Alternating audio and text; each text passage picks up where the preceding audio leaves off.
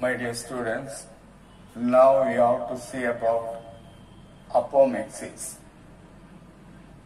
Amphimixis is a regular sexual reproduction in plants which is taking place with meiosis and syngamy. But apomixis is a type of reproduction taking place without meiosis and syngamy. The apomixis was introduced by Winker in 1908. P. Maheshwari classified the apomixis into recurrent apomixis and non-recurrent apomixis. Recurrent apomixis means when reproduction takes place by vegetative method and agamospory, that type of apomixis is called recurrent apomixis. In the case of vegetative method, any parts of the plant can be used but except the seeds. Except the seeds, when any parts of the plant used for reproduction, any vegetative parts used for reproduction, that is called vegetative method of recurrent apomixis. The second one is agamospory. Agamospory is a type of recurrent apomixis. Here, development of embryo takes place without meiosis and syngamy. Syngamy, that is the fertilization. Without fertilization, without meiosis, when embryo is developed, such a kind of reproduction is called agamospory.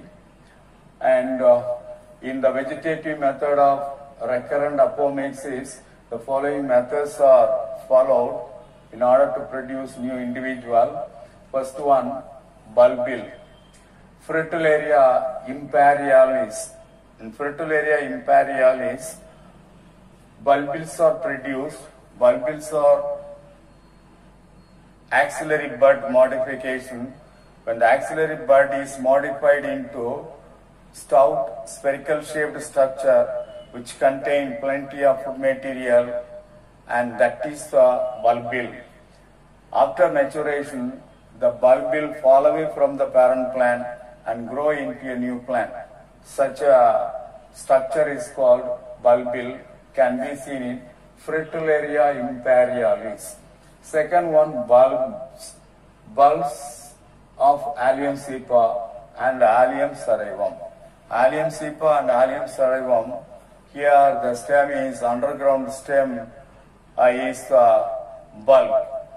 In the underground stem, from every node, fleshy leaves are produced. At the axilla of every fleshy leaves, axillary buds are produced. Each axillary bud grows into a new plant.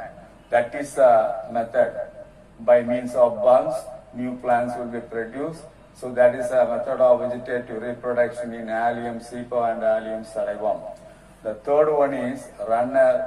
In the case of Mentha arvensis, runner can be produced. Runner is a lateral branch which is produced from the axillary bud that grow on the soil surface, and it is thin and long. At every node of the runner, new plants will be produced. Wherever it goes, it produces new plant from the soil. It produces roots below the soil, and above the soil produce new shoot. So that is the runner. Runner is a thin, long, lateral branch arise from the axilla of the leaf that grow horizontally on the soil surface. At every node, the runner produces new plants. So that's the means of vegetative reproduction that produce vegetative propagation of plants. Fourth one is sucker. In the case of chrysanthemum, from the underground parts of the stem, some lateral obliquely growing branches are produced that will emerge out of the soil into a new plant. So that lateral oblique branch is called sucker, from which advantageous roots are produced. If you cut off the sucker, branches of the sucker, that will grow into a new plant. So these are all considered as vegetative methods followed in recurrent apomixis. Come to agamospory. Agamospory, already I told you, it is the development of embryo without meiosis and fertilization, without synchrony. Meiosis and synchrony. Agamospory is of 3 types. Adventive embryo or sporophytic budding, number 1. Number 2, diplospory or generative apospory. Number 3, apospory or somatic apospory.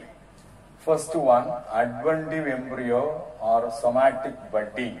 When the embryos arise from the diploid sporophytic cell, that is called adventive embryo. For example, in the ovule, the cells of the nucellus or the cells of the integument, when develops into embryo, that is called adventive embryo. Example for adventive embryo.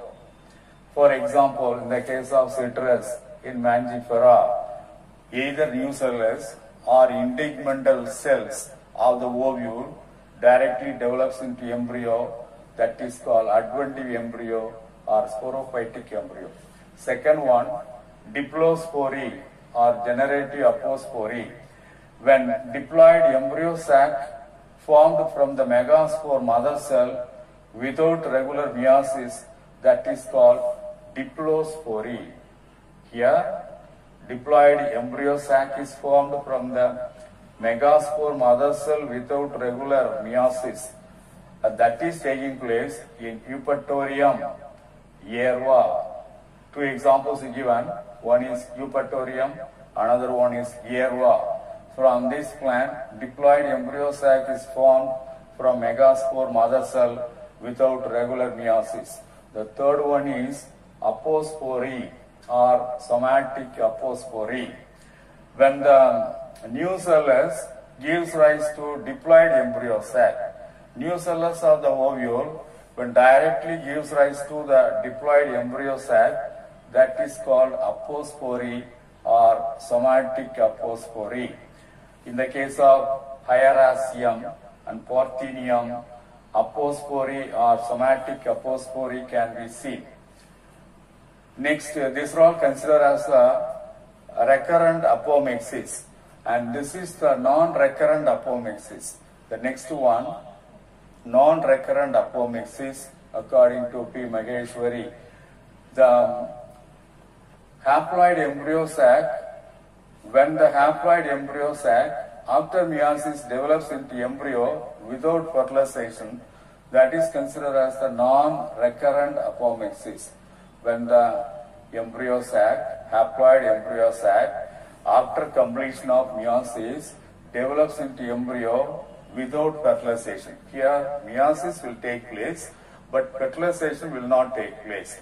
So after meiosis, when the haploid embryo sac develops into embryo without fertilization, that is called non-recurrent apomixis.